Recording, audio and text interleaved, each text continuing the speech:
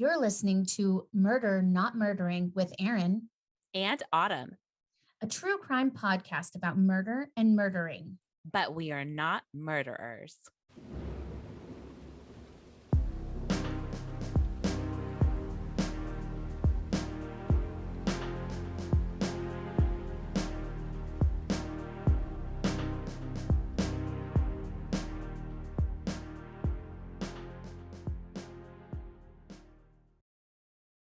Welcome back to Murder Not Murdering with Erin and Autumn. it's 2026, y'all. We made it. Happy New Year. Started the year off with some really shitty things happening in our country, so that's great. We're starting off strong. It's like, oh my God. But Can't we anyways, catch a break? nope, no breaks to be caught. It's just on fire, you guys. It's great. Cool. Everything's on fire. But we are here to give you a break from all of that to hear about nice little murders. Although this one's actually going to really upset you. Yeah, well, you already warned me this has a kid in it or kids or something with children are in it. My case, I don't know if I should just do like a trigger warning for everyone. I mean, if you're listening to this podcast, I think you already know that if you're triggered by things, be careful. But I have serial killers, like multiple bodies, sexual assault. Like it's pretty gnarly. This is probably the most intense case I've ever done. Oh my goodness. Yeah. This is probably the most intense case I've ever done. Holy shit. This is a hard one, and I've been wanting to cover it for a very long time, but it is so sensitive that it's been put on the side, and I've been working on it to be respectful because there's children murders in this. Yeah. And it's very sad. Very sad. Yeah. Yeah. Also, Autumn, I am treading into your time zone. Then that means I probably know it. I'm sure you do. It's pretty famous. I didn't mean to tread in there. I keep jumping into your pond a little bit lately. I mean, girl, there's room for us both. Well, you know what it is that I've done so many of the older cases that I'm like, not that I'm struggling to find ones, but ones that I find interesting that aren't kind of like same MO for a lot of the cases that I've already done. So I've just been trying to find things. And then this one just came up during research and I was like, I need to know more about this because it was pretty crazy. And then I watched a documentary that blew my mind. And then that was it. I had to do it. That kind of similarly happened with the one I'm doing. I've always wanted to cover it, didn't know how to cover it with being respectful. And then a new documentary series came out on it 2 days ago. And I said, I just got to do it. I just got to do it. Yeah. I mean, sometimes that's just the case. I've changed cases, I don't know, 3 days before we record because I have to do this one. I need to get it out of my system and not have it in my brain anymore, you know? Mm-hmm. And I knew of the case that I'm doing, but I did not know all the details when it gets to And further you in like it. It's deep whoa. diving, so I'm excited to hear it. Yeah, it's pretty intense and it just gets more intense and doesn't let off like the whole time. So we I'm looking forward to listening to your take on it. And I know you're not going to like mine, so you don't even have to well, pretend. maybe we should get it out of the way then. Mhm. Again, I just want to preface this with I will not be getting into graphic details and I'm being as respectful as possible. And I think it's a very, very important case to cover for women in general. Like, I feel that this case is very important for women's mental health. Okay then. Terrified me. I know. you're gonna not I'm like gonna this. hate So it. let's, Yeah. yeah. So you know what? Without any further ado, let's just start. All right, jump right in, This Autumn. is extremely famous and extremely tragic case of Andrea Yates. There are some cases where the shock comes from what happened, from the moment itself, the suddenness, the violence, the way everything seems to split cleanly into a before and an after. And then there are cases where the shock comes from something else entirely, from realizing how long everyone could see it coming and how many times the story could have gone in a different direction. This is one of those cases. Because when people hear the name Andrea Yates, they often think about a single morning in June of 2001. They think about a quiet suburban home in Texas, about 5 children, about a mother, and the horror of what was discovered there. But if you stop at that moment, if that's the only place you look, the story doesn't make sense. It feels senseless, incomprehensible. Something you label as evil simply so you don't have to look any closer. And this episode isn't about reliving that morning. It's about everything that led up to it. The years of warning signs, the medical records, the moments where people noticed something was wrong and then convinced themselves it might be okay. Andrea Yates was not a chaotic person. She wasn't reckless or impulsive. From a young age, she was described as quiet, serious, and intelligent. She did well in school. She followed rules. She cared deeply about doing things correctly. Andrea Yates was born Andrea Paya Kennedy on July 3rd, 1964, in Houston, Texas. She was the youngest of 5 children. Born to Judah Karen Kohler, a German immigrant, and Andrew Emmett Kennedy, whose parents were Irish immigrants. Andrea suffered from bulimia and depression in her teen years and had ideations of suicide at the age of 17. Andrea graduated from Milleby High School in 1982, the class valedictorian, captain of the swim team, and an officer in the National Honor Society. She became a registered nurse, a career that requires discipline, attention to detail, and emotional control. Andrea was someone who took responsibility seriously. When she was given instructions, she followed them. When expectations were set, she tried to meet them.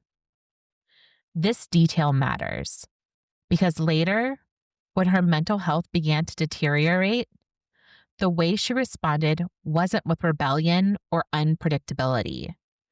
It was with compliance. And compliance can be dangerously misleading. Andrea met Rusty Yates in the summer of 1989. He was a NASA engineer. They met at the Sunscape Apartments in Houston, Texas. They quickly moved in together and were married on April 17th, 1993. Andrea and Rusty, a devout evangelical Christian, believed that they should seek to have as many babies as nature allowed, and bought a 4-bedroom house in Friendswood, Texas. Their relationship was shaped strongly by shared religious beliefs.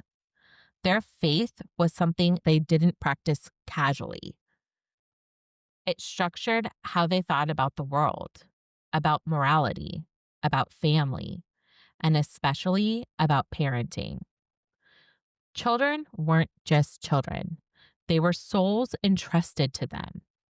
Raising them properly wasn't just about behavior or education. It was about salvation. And Andrea took that responsibility deeply to heart.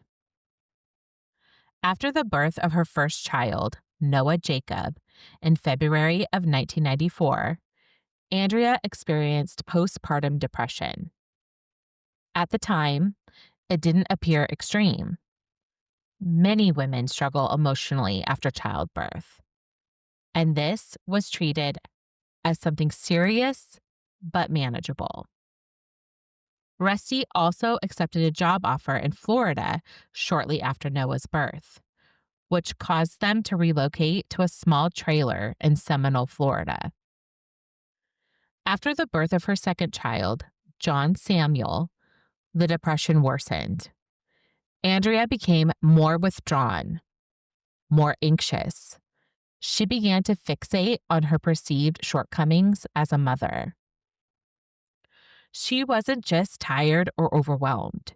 She was consumed by guilt, by the feeling that she wasn't doing enough, wasn't good enough, and wasn't faithful enough. By the time her third child, Paul Abraham, was born, her thoughts had taken on a more rigid and obsessive quality. They circled constantly around religion, morality, and failure. Andrea began to believe she was damaging her children spiritually, that she was somehow contaminating them. These weren't fleeting worries. They were intrusive thoughts that didn't let go. And instead of questioning them, Andrea internalized them as truth. After Paul's birth, they moved back to Houston, where they purchased a GMC motorhome to live in. After the birth of her fourth child, Luke David, Andrea's mental health collapsed. Were they still living in a trailer with that many kids? That would be Yes. maddening. Mm-hmm. You know, and then you add on the guilt from her religion. My God. Oh, horrible. She stopped eating, she stopped speaking, and she became catatonic. On June 16th, 1999, Rusty found her shaking and chewing her fingers. The next day, she attempted suicide by overdosing on pills. She was hospitalized and diagnosed with severe postpartum depression with psychotic features, what we now more clearly understand as postpartum psychosis. This is a rare but extremely serious condition, one that can include hallucinations, delusions, and a complete break from reality. So this is one step above postpartum depression. This is a psychosis, which is including like hallucinations and much more extreme. Much more extreme than postpartum depression, which is also a huge situation, but this is like even more serious. Yeah, the next level. Mm-hmm. She was placed on antidepressants at this time. Andrea attempted suicide more than once. These attempts weren't impulsive or dramatic. They were quiet, desperate efforts to escape a mind that had become unbearable to live in. Doctors were alarmed. They documented her condition carefully, and they were very clear about the risks. Andrea needed long-term psychiatric care. What's Rusty doing in all of this? You're going to love him. Oh. Andrea needed long-term psychiatric care. She needed to remain on medication, and she should not be left alone with her children. That recommendation wasn't casual. It wasn't a suggestion. It was a warning. She was given several medications, including Haldol, an antipsychotic drug. Andrea's condition improved immediately, and she was recommended to stay on this medication long term. It can be very difficult to be on Haldol for a long period of time. I know that drug quite extensively, that particular antipsychotic, not because I've taken it, but I had family members on it. They moved out of the motorhome and into a small house for the sake of her health, and she appeared to temporarily stabilize. For short stretches of time, Andrea appeared to improve. She became calmer, quieter. She followed routines, took her medication, and attended appointments. But improvement on paper doesn't always mean recovery in reality. Andrea's symptoms didn't just disappear, they went underground. And because she was compliant, because she wasn't outwardly disruptive, it became easier for people around her to believe she was stabilizing. Andrea's first psychiatrist, Dr. Eileen Starbranch, gave explicit medical advice to Andrea and Rusty to not have any more children, as it would guarantee future psychotic depression. Despite this warning, Andrea became pregnant again. Even though her doctors warned that another pregnancy could and would trigger a relapse, Yeah. potentially worse than before. But faith, family, expectations, and the belief that things might somehow be different this time outweighed those warnings. In March of 2000, 7 weeks after she was discharged from the hospital, Andrea stopped taking Haldol, the medication that had been helping her. Cold turkey, right? Mm-hmm. That's awful. On her own. Yeah, that's terrible. On November 30th, 2000. Again, where the fuck is Rusty in all of this? We'll get to Rusty. Don't you I'm worry. getting real mad, Autumn.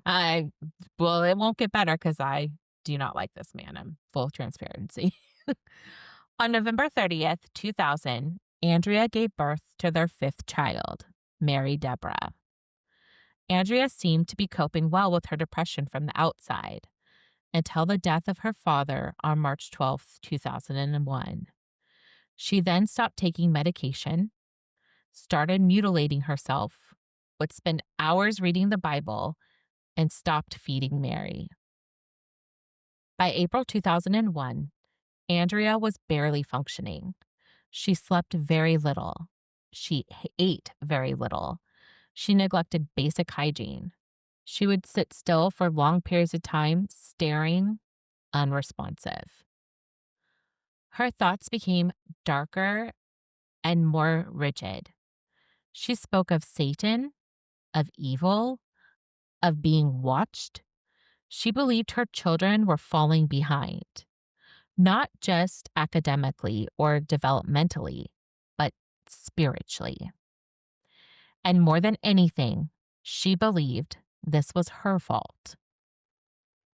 In Andrea's mind, she wasn't just a struggling mother. She was a dangerous one, someone whose presence was actively harming her children. And once that belief settled in, her thinking followed a terrifying internal logic. If her children grew up under her influence, they would be corrupted. They would be damned. But if they died young, innocent, they Then still she can save could them. be saved. This wasn't hatred. It wasn't cruelty. It was psychosis. And that distinction is uncomfortable, but important. Andrea became so incapacitated that she required immediate hospitalization.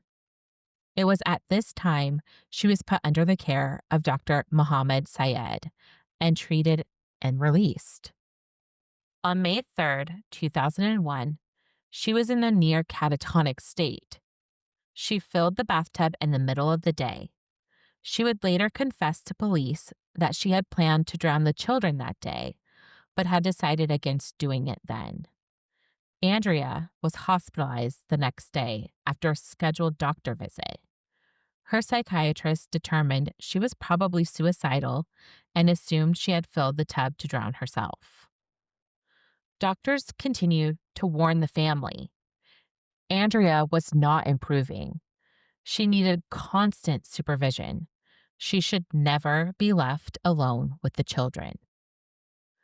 On the morning of June 20th, 2001, Rusty left for work. His mother, Dora Yates, was scheduled to take over for Andrea. But Andrea was left alone with her 5 children for less than an hour. That was all it took. I'm not going to describe what happened next in detail, not because it didn't happen, but because the specifics aren't where understanding lives. What matters is that Andrea believed fully that she was doing the right thing. She drowned all 5 children. When it was over, she called the police herself. She didn't flee. She didn't deny what she had done. In her mind, there was nothing left to protect. The public reaction was immediate and intense. Andrea Yates was described as evil, as a monster, as someone beyond comprehension. And that framing was comforting because it created distance. Monsters aren't like us. What they do can't happen in ordinary homes to ordinary families. Mental illness doesn't offer that distance. At her first trial in 2002, Andrea was convicted of capital murder and sentenced to life in prison. The jury rejected the insanity defense, despite extensive documentation of her psychiatric history. For years, too. Mm-hmm. For many people, that felt like justice. But in 2005, her conviction was overturned after it was revealed that false expert testimony had been presented at trial. The foundation of the verdict cracked. In 2006, Andrea Yates was retried and found not guilty by reason of insanity. She was committed to a state mental hospital, where she remains today. Not free, but not criminally punished for something her mind could not comprehend. This case continues to unsettle people, even decades later, because it forces questions we don't like to answer. What does responsibility look like when someone's reality is broken? How many warnings are enough before someone intervenes? And who decides when that point has been reached? According to trial testimony in 2006, Dr. Syed had advised Rusty Yates not to leave his wife unattended. However, Rusty began leaving her alone with the children in the weeks leading up to the drownings for short periods of time, apparently believing it would improve her independence despite her doctor's instructions. Rusty had announced at a family gathering the weekend before the drownings that he had decided to leave Andrea home alone for an hour each morning and evening so that she would not become totally dependent on him and his mother for her maternal responsibilities. I mean, the fucking audacity of that Yeah, theory. because he knows so much better than all these doctors and everything that Yes. he's been told. It's And that her it was, maternal responsibility, Erin. but he has been told that she could be dangerous to his children. So he Yes. decides to start doing this. What a Right. monster. I have no respect for this man. It just makes my heart just sinks. Andrea Yates' brother, Brian Kennedy, claimed during a broadcast of CNN's Larry King Live that Rusty expressed to him in 2001 while transporting her to a mental treatment facility that all depressed people needed was a swift kick in the pants to get them motivated. Her mother expressed shock when she heard of Rusty's plan while at the gathering with them, saying Andrea wasn't stable enough to care for the children. She noted that Andrea demonstrated she wasn't in her right mind when she nearly choked Mary by trying to feed her solid food. Her daughter wasn't even 6 months. Oh, yeah. For those that don't know, that's way too young. Like way too young. Like they don't have teeth, they can't chew. You don't give them solid food. According to authors Susie Spencer and Suzanne O'Malley, who investigated her story in great detail, it was during a phone call Dr. Syed made to Rusty during the breaking news of the killings that Syed first learned that she was not being supervised full time. Andrea's first psychiatrist, Dr. Starbranch, says she was shocked to disbelief When during an office visit with the couple, they expressed the desire to discontinue her medications so she could become pregnant again. She warned and counseled them against having more children and noted in the medical record 2 days later, apparently patient and husband plan to have as many babies as nature will allow. This will surely guarantee future psychotic depression. Nevertheless, Andrea became pregnant with her fifth child, Mary, only 7 weeks after being discharged from Dr. Starbranch's care on January 12th, 2000. Rusty stated to the media he was never told by psychiatrists that Andrea was psychotic, nor that she could harm the children, and that, had he known otherwise, he would have never had more children. If Liar. Right, it's like documented, bro. Says, if I'd known she was psychotic, we would never even She had been considered having hospitalized more so many kids. times. At that point, she'd been hospitalized a lot. Yes. What are you talking about? He had witnessed her holding a knife to her neck and begging him to let her die. And he's saying he didn't know she was psychotic. That is so frustrating. Thank Was you. it the swift kick in the ass didn't work then, It Rusty? didn't work. It didn't work. Go Ugh. figure. He told the Dallas Observer. However, Andrea revealed to her prison psychiatrist, Dr. Melissa Ferguson, that prior to their last child, she had told Rusty that she did not want to have sex because Dr. Starbranch had said she might hurt her children. Rusty, she said, simply asserted his procreative religious beliefs, complimented her as a good mother, and persuaded her that she could handle more children. What an asshole. Mm-hmm. He is just as responsible for just this as children's responsible. death. Yeah. Absolutely. O'Malley highlighted Rusty's continuing sense of unreality regarding having more children. During the trial, he'd successfully maintained the position that Andrea would be found innocent.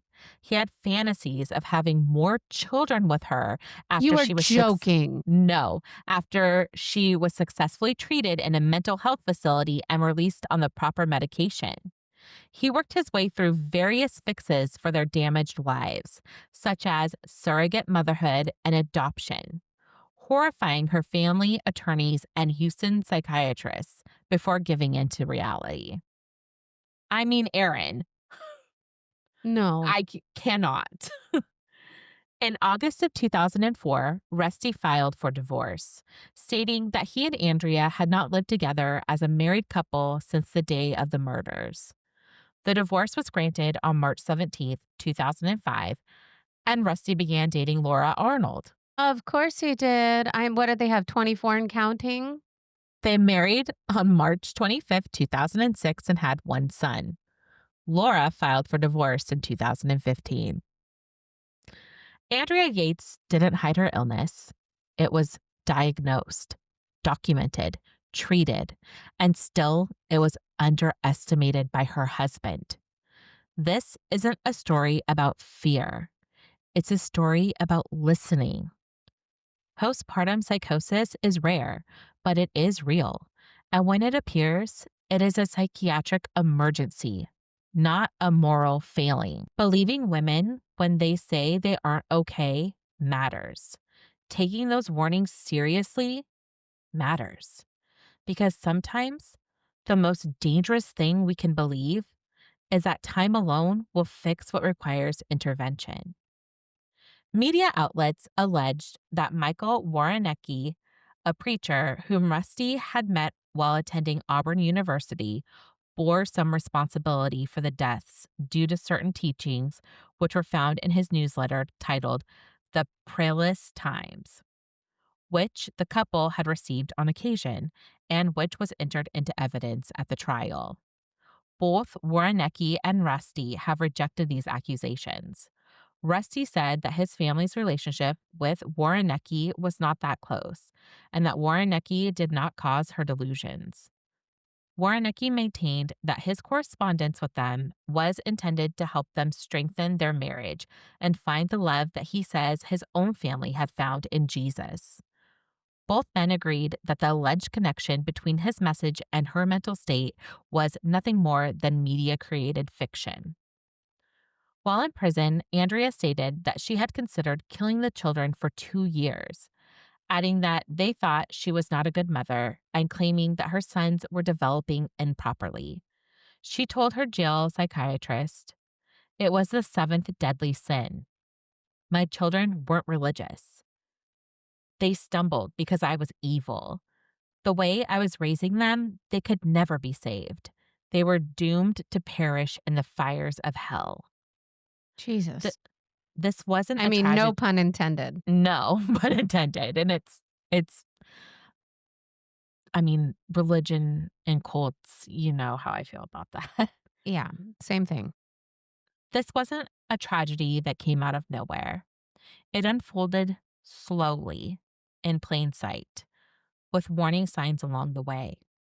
And by the time everyone truly understood how serious it was, there was no way to undo what had already happened.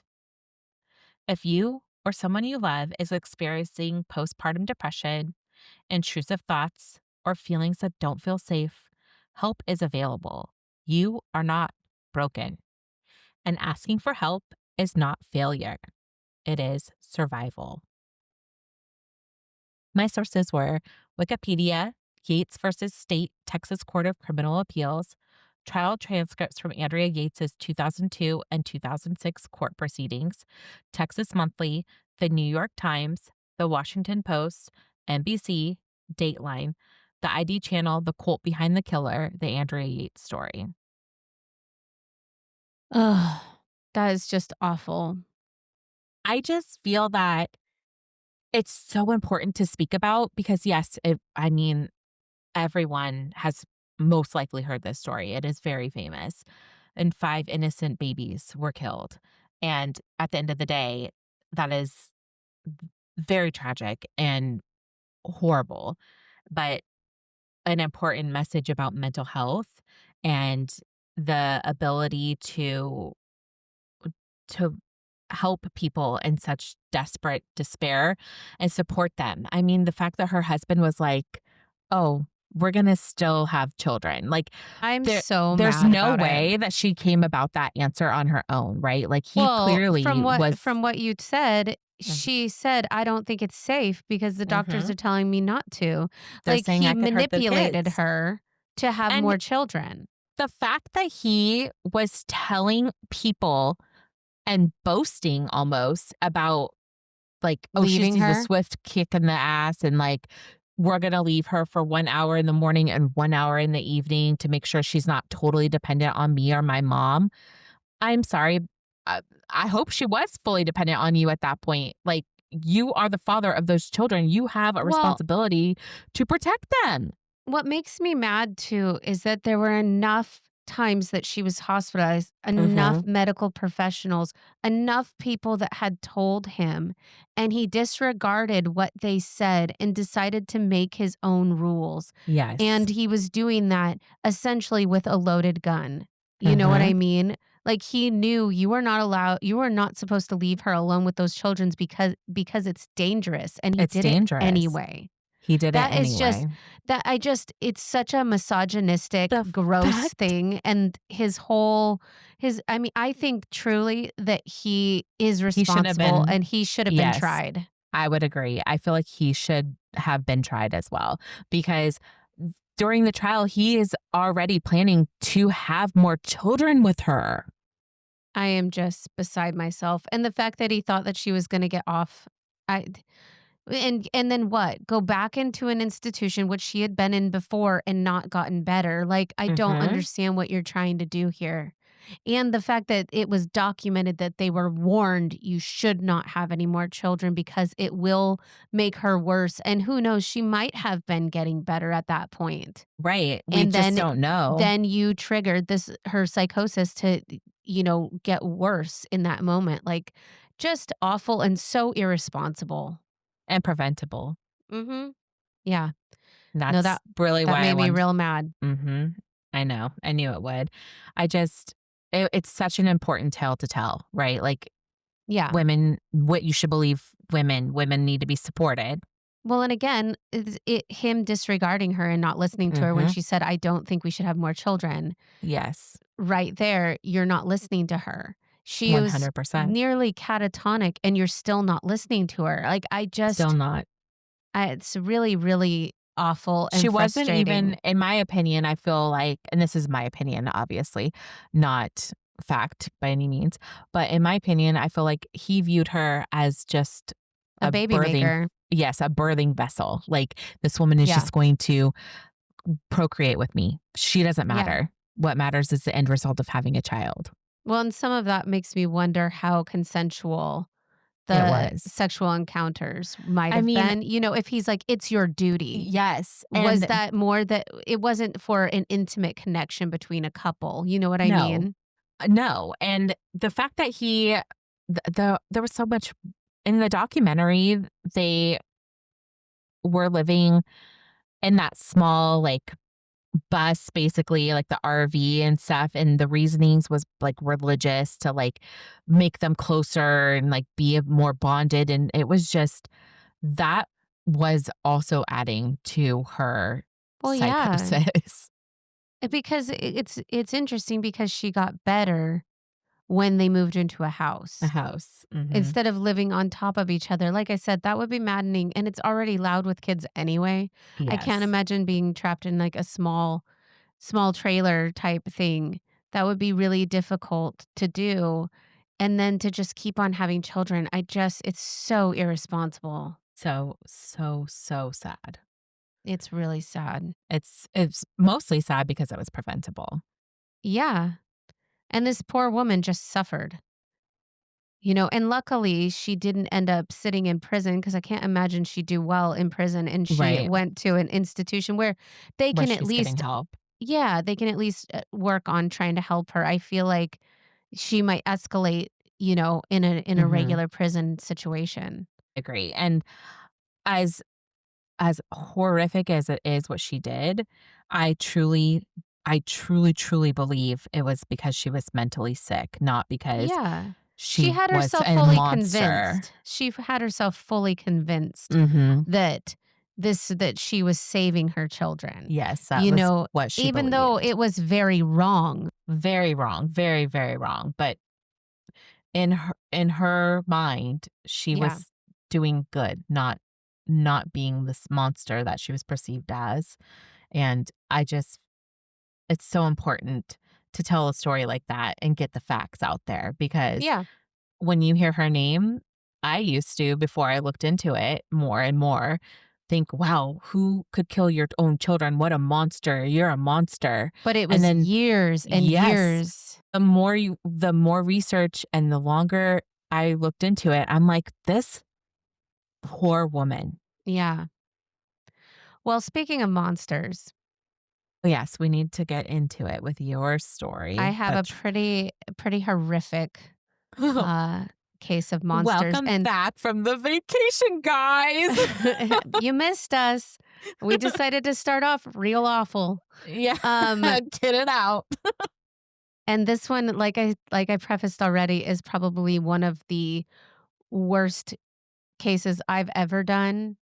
And if you're squeamish, I am having details in here, so please skip my part if you don't want to hear about it. But and I'll be back next week with a different case. But this one is pretty horrific, and I'm just warning you. You have been warned. You've been warned. We All won't be right. offended if you skip it. Are you ready, Autumn? Absolutely. This is the bodies in the barrel murders. Snowtown, South Australia is the kind of place you don't pass through by accident. You have to mean to be there. It sits about an hour and a half north of Adelaide, surrounded by wheat fields and salt flats, with a population that, depending on the year, hovers somewhere between 300 and 400 people. There's a hotel, a post office, a memorial park, and not much else. By the mid 1990s, Snowtown was shrinking. Factories closed, farms consolidated, young people left. What remained were the elderly, the unemployed, and the unwell, and the people who had nowhere else to go. Snowtown is a place that is marked by a serial killer ring, but it is not the place where the majority of the victims were killed or even where all of this took place. This is important. To get to the beginning of this story, it takes place in Adelaide, South Australia, where people start disappearing. Disappearances don't always look like a crime. Sometimes it looks like a drift. Sometimes it looks like an escape. Sometimes people just leave. But this happened to people at the bottom of a barrel, people who no one thought would be missed. Paul Schramm was the head of major crime in the South Australian Police. He was new to the job and saw that there was a backlog of missing persons cases.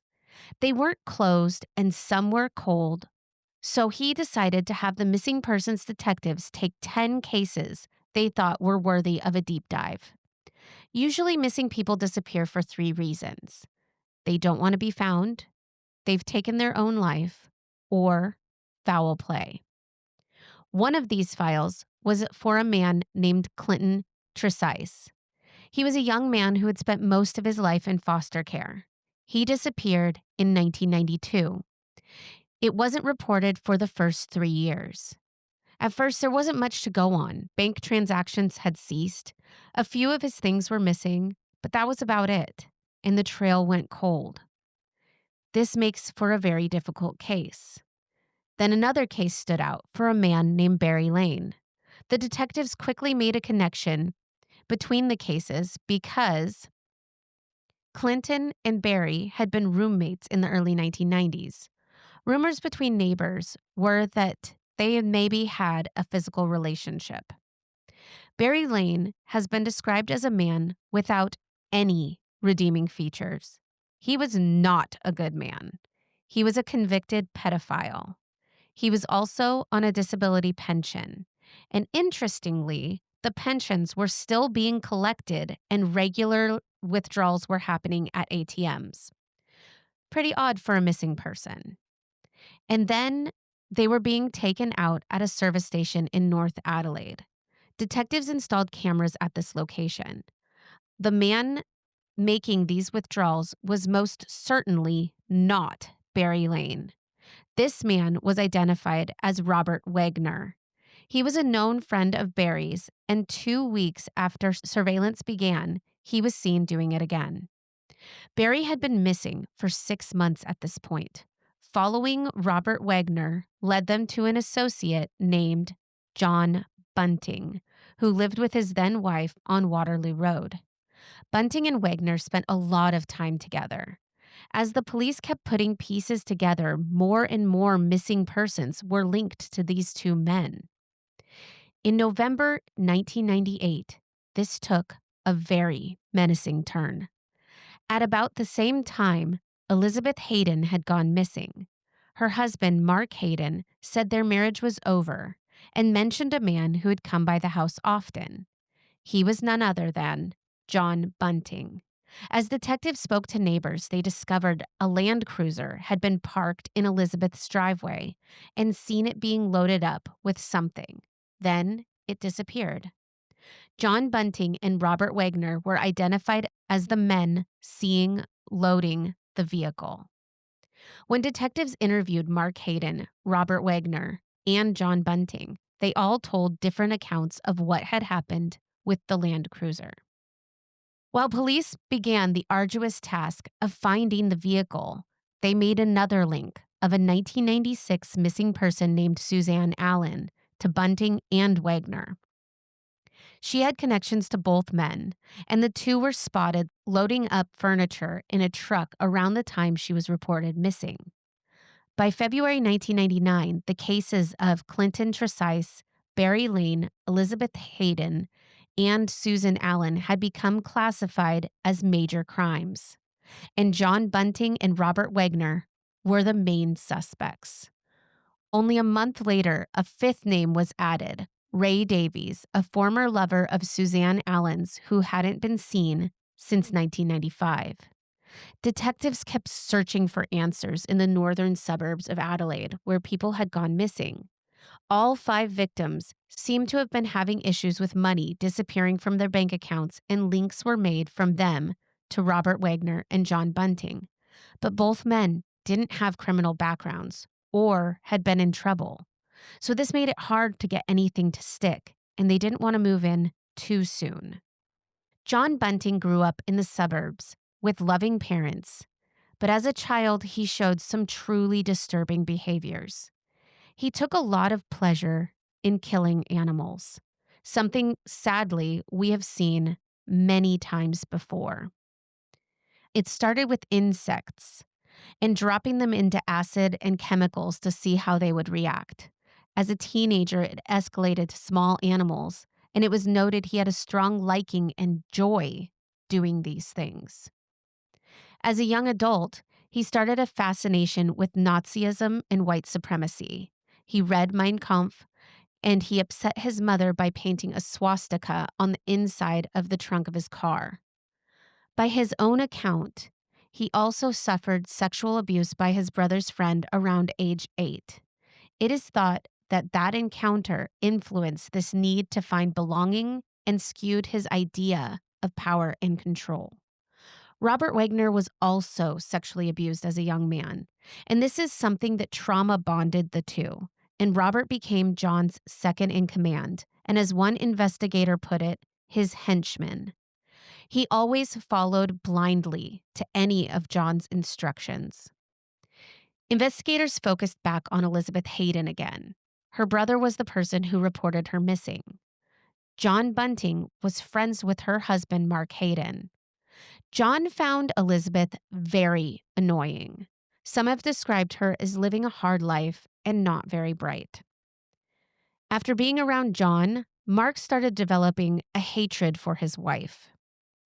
Mark was a down-on-your-luck sort of guy, uneducated, easily manipulated, a perfect person for John Bunting, who would brag to him about all the things he had done and how he had committed violent crimes. Because of all the evidence collected at this point, the case was able to get more resources, and that included warrants to tap phones and have round-the-clock surveillance on Robert Wagner and John Bunting. And this is where investigators discovered that the two men were driving 100 miles away to the sleepy little place of Snowtown. The population, again, is made up of mostly retirees and farmers. From what they knew, the men were going there to visit a friend. So investigators went to the property where the men were visiting. They found a lot of broken cars in front of this house. And then they spotted the Land Cruiser they had been searching for all over Australia. When speaking to the owner of the property, they said they knew Bunting, Wagner, and Mark Hayden, and they also informed police that the men had rented an old bank building in Snowtown. They also told investigators that the men had been moving large black barrels with the Land Cruiser to the bank vault. Police, Jeez, not suspicious at all. right? Police quickly made their way to the building, and what they found would change Australia and the small town forever. They had made their way through the building to the vault, and once the door opened, they stumbled upon a scene out of Dexter. An internal door of black plastic was taped down the middle. Investigators peeled the tape to reveal a room covered head to toe in black plastic and with 6 black, large barrels. There were packs of rubber gloves, bottles of acid, knives, and ropes. The smell was overwhelming. They called the forensic team, and then detectives opened a barrel to see the contents. And what they found was what they suspected and dreaded. The first thing they saw was a mummified foot and a lot of dirty clothing. They called forensics and said human remains were found and they needed to get there immediately to process the crime scene. As the other lids came off, they found more and more body parts. The question was, how many victims were in these barrels and who were all these people? They immediately arrested John Bunting, Robert Wagner, and Mark Hayden. They all refused to say anything at the time of the arrests. The police held a press conference that led to many calls and reports to Crime Stoppers. One particular call said they needed to go to an address, and they said, "I think you might find another body there." Investigators used technology that would detect if the ground had been disturbed, and they found a meter-deep plastic bag that contained the body of Susan Allen. An hour later, they discovered another body on the property, the skeletal remains of Ray Davies. The address where these bodies had been found was last rented by John Bunting. Not shocking. No. While the team was investigating the property, the forensic pathologists were quite literally piecing together the bodies from the barrels. And I'm going to say this is where it's about to get graphic. Content warning. The main pathologist described it as a grotesque jigsaw puzzle. Though they tried to use acid to dissolve the bodies, they did not have the right ratios. Luckily for investigators, human bodies are made up of so much water that they actually neutralized the acid. So they were more preserved sitting in a sterile, oxygen-deprived condition. They still had identifying markers such as tattoos and fingerprints, as well as the methods used to murder these people. 3 victims were found with ropes around their necks, suggesting they had been strangled to death. Gags were found in the mouths, and there was evidence of maltreatment and torture. Some still had handcuffs on. One had burns across their chest. They found scrotal burns and more on some of their feet. They found a machine that was used to electric shock the victims. What started as a missing persons case with 5 potential victims has now escalated. They have identified Susan Allen and Ray Davies. But were the other missing 3 in the barrels? Police were stunned when the forensic team informed them that there was actually 8 bodies in the barrels. Now another name had surfaced as an associate of the men in custody. His name was Jamie Velasquez. He, like many of the men in this case, had endured a really troubled childhood. He was sexually abused by his father, and when his father died, at that point, John Bunting came in. He was a huge part of his life, and the grooming had just begun. He was the father that Jamie never had. He was viewed as his rescuer and a way out of this awful life. As Jamie got older and more useful, John involved him in his crimes. Jamie told investigators about everything, the killings that spanned 8 years. He also went on to implicate himself and tell of his role in all of it. He told of things that had happened before he was involved and the details of when he was present. His statements helped unravel one of the biggest crime cases in Australian history. He started with John Bunting's first victim, Clinton Tresice. He was attacked at John's house and murdered between July 9th and August 31st, 1992. He was 19 years old. He was knocked down and attacked with a hammer until his skull caved in. The next victim was Ray Davies, age 26, killed between December 25th, 1995 and January 1st, 1996. John Bunting suspected that he had sexually abused children. It emerged that Jamie Velasquez's own mother helped in that killing. Suzanne Allen was age 47 and killed between November 20th and December 10th, 1996. Bunting and Wagner admitted to cutting up her body. Jamie Velasquez also put the names to the rest of the people found in the barrels, and he shocked investigators that several contained family members. Jamie had told John that his brother, Troy Eude, had sexually assaulted him as a child, and that's all that John needed. He was age 21 and murdered between August and September 1998. Robert Wagner, John Bunting, Jamie Velasquez, and Mark Hayden came to the house and cornered him in the bathroom, where they tortured him for hours with cigarette burns, toes crushed with pliers, electric shock, and eventually murdered. Fred Brooks vanished September 1998, and his mother reported him missing. His mother had a relationship with John Bunting, and he wrongly suspected that Fred was a pedophile. His killing was one of the most horrific of all of these crimes. They burned him, crushed his toes, and lit a sparkler which was inserted into his penis before they finally murdered him. Jesus. It gets worse, Autumn. Friends also met their fate at the hands of these men.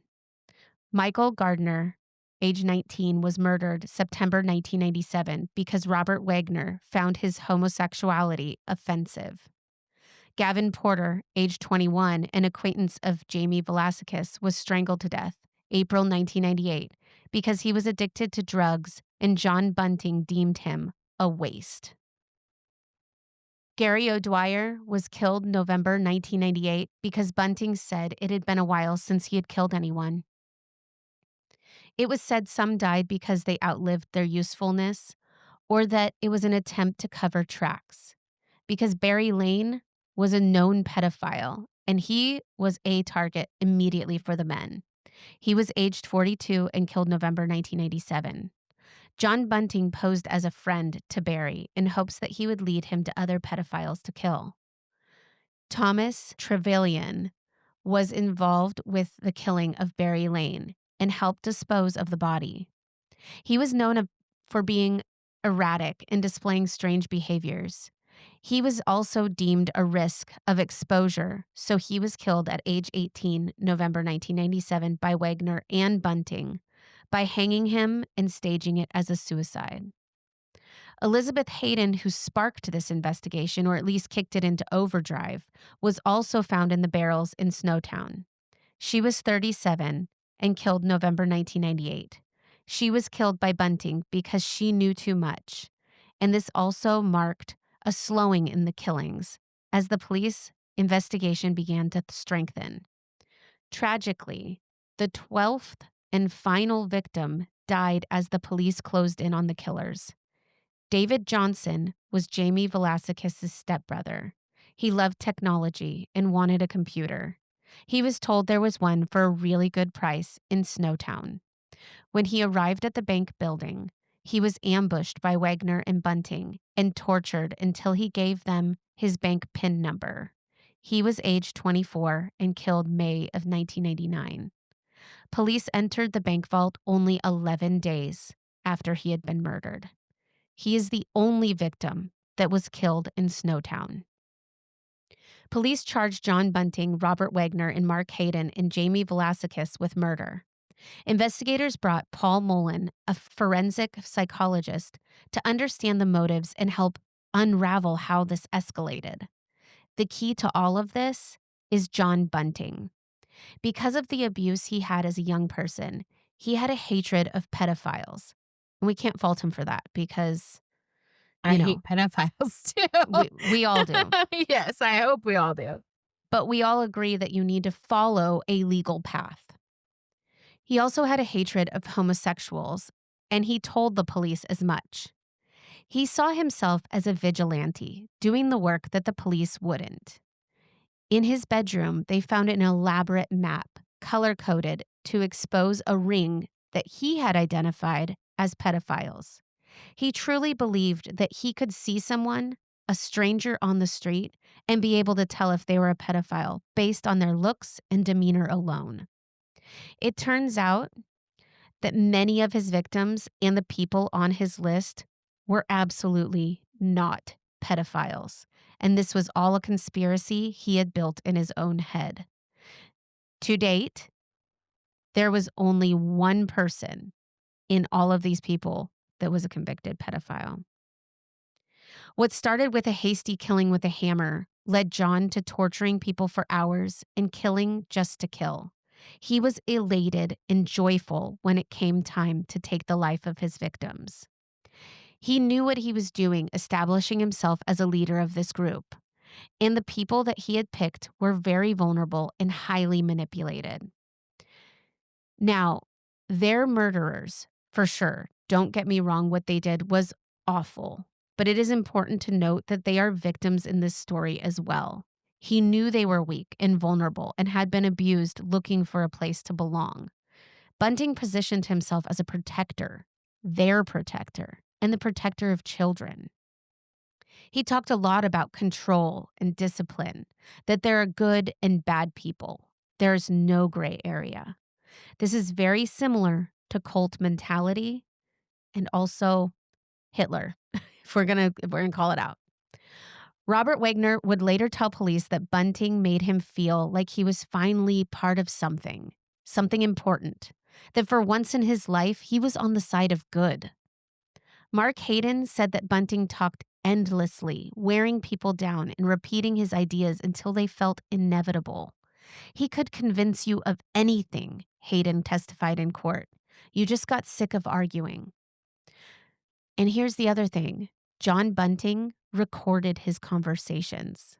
On tape, he could be heard lecturing, justifying, explaining, framing himself not as a killer, but as a moral force. I'm doing what needs to be done. Someone has to stand up. These recordings would later become the most damning evidence presented in the Australian courtroom. At the time, no one knew they existed. The Snowtown trial was one of the longest and most disturbing in Australian history. Over 70 people would testify, 2,000 witness statements, 5,000 pieces of evidence. Jurors were warned repeatedly about graphic evidence. Some wept. Some disassociated. 3 dropped out during the trial. Along with the horrific torture, they found that one body was defleshed, which is a new term for me because I'd never heard of that. And then the body was fully dismembered. The most chilling moments came not from the photographs, but from the sound. Bunting's tapes were played in court. Suzanne Allen was recorded saying that she had a new boyfriend, not to worry, and she had moved overseas. Several witnesses said they had heard this particular recording on phone calls as if she were still alive. He recorded many of his victims saying phrases like this. Prosecutors dismantled this narrative piece by piece. One recording heard in court was Gary O'Dwyer saying, "I'm Gary O'Dwyer. I am a pedophile. I'm feeling really happy I've had treatment." Bunting was then heard saying, "Do you like the treatment you've got?" O'Dwyer replies, "No." "Did it hurt?" Bunting asks. "Yes, it did hurt. Lots."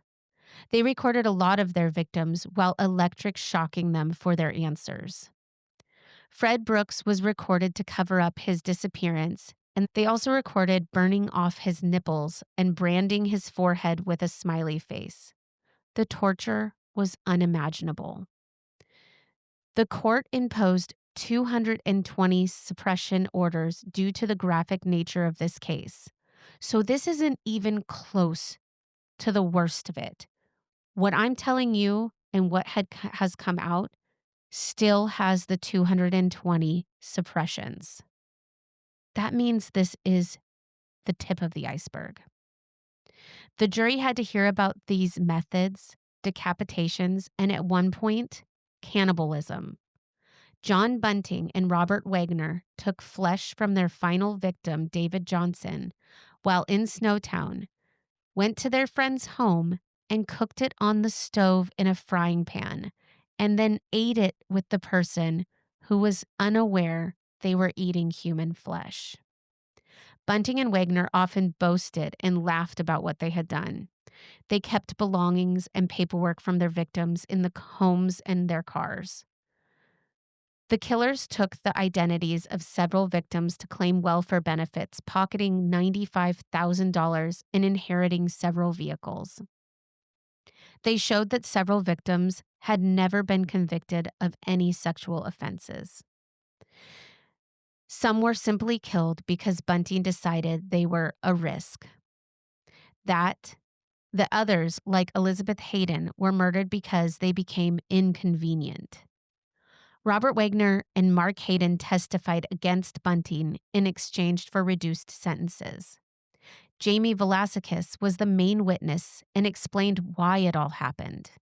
It seemed that he was remorseful and saw this as a way to atone for his part in what he had done. He did receive a reduced sentence for his evidence and testimony. Velasquez told the court that the people they killed were, quote, the disease, and we were the cure. They had gone to the clinic to be cured, to make them good. He said the men would refer to torture and killings as playing. He said when they were talking about the murders, it's like, when you go to a shop with a young kid and you buy them a toy and the kid gets really excited. It was like that. Their accounts revealed a man who manipulated fear, loyalty, and moral outrage to build a private execution squad. The jury needed little time. Both John Bunting and Robert Wagner refused to stand to hear their sentencing. They were defiant throughout the entire trial. In 2003, John Bunting was sentenced to 11 consecutive life sentences with no possibility of parole. Of the 12 murders, the jurors couldn't reach a verdict on Susan Allen because Bunting and Wagner said she had died of natural causes and forensics didn't have enough evidence to prove that she was murdered. The judge did not mince words. Your crimes were calculated, sadistic, and utterly without mercy. Bunting showed no remorse. Robert Wagner and John Bunting had been tried together, and the cost of their lengthy trial came to a grand total of $15 million. Robert Wagner was convicted of 7 counts of murder, and 3 he had already pled guilty to. He was sentenced to 7 life sentences without the possibility of parole. Jamie Velasquez pled guilty to 4 counts of murder. He got 26 years for his part in the killings. He was eligible for parole in 2025, which he was granted, to be moved to a pre-release center for up to 12 months before being reintroduced to society slowly after 60 days of review by the Attorney General and Police Commissioner. The parole board chair, Frances Nelson, said she thinks Velasquez is truly remorseful and said, "We have to look at whether or not he presents a risk to the community. And in our assessment, he does not. His institutional behavior has been excellent." Commissioner Sarah Quick said, "We must never forget for the friends, families, and loved ones of murder victims and the impact that the killing does not end simply because a prison term has ended." The victims' families spoke out angrily and saddened by the decision to parole Jamie Velasquez. Then on December 15th, 2025, just a few weeks ago, after a review of the parole, the commissioner's board found that they had underestimated the effect of the gravity of the criminal behavior of Mr. Velasquez. And given this was his first chance for parole, it was too early to release him to the public as they deem him still a risk to the community. They would not comment on the factors that contributed to the decision that ultimately made them deny the parole. Parole applications can be submitted yearly and they expect an appeal. Mark Hayden was tried on 2 counts of murder and several counts of assisting in murders. In 2006, he was convicted of 7 counts of assisting an offender for storing bodies and helping move them. After 25 years in prison, he was released May 2024 to live in a community under strict supervision. He is banned from contacting any victims and their families, from speaking to the media, and he is subject to a curfew. John Bunting and Robert Wagner are not eligible for parole ever. They have also not shown any remorse for their victims or the manner in which they killed. A victim that is less talked about is the small rural community of Snowtown, which will be forever linked to these heinous murders of some of the worst serial killers in Australia. It was already a depressed community, and it will never shake this stigma. But that's not where any of it happened.